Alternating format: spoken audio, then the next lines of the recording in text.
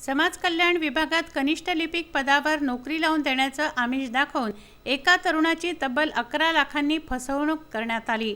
ही धक्कादायक घटना 20 नोव्हेंबरच्या रात्री फ्रेझरपुरा पोलीस ठाण्याच्या हद्दीत उघडकीस आली आहे।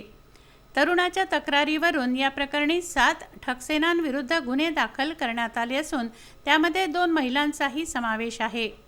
रवींद्र खंडारे, अंकुश कावळकर, माणिकराव कावळकर, श्याम राठोड भोयर अशी गुन्हे दाखल झालेल्यांची नावं आहेत।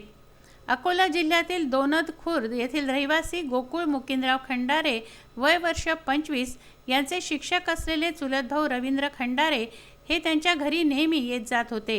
एक दिवस चर्चेदरम्यान रवींद्र खंडारे यांनी गोकुळ खंडारे यांना समाज कल्याण विभागात कनिष्ठ लिपिक पदावर नोकरी लावून देतो असं आमिष दाखवलं। अंकुश कावळकर व भोयर यांची समाज कल्याण विभागात ओळख असून त्यांनी यापूर्वी 2 ते 3 बेरोजगारांना नोकरी दिल्याची बतावणी केली। रवींद्र खंडारे याने गोकुळ खंडारे यांच्याकडे 11 लाख रुपयांची मागणी केली। नोकरीसाठी पैसे भरायचे असल्याने गोकुळ खंडारेने 2 एकर शेत विकलं। त्यानंतर 5 लाख रुपये ठकसेनांना वडाळी येथील घरी दिले।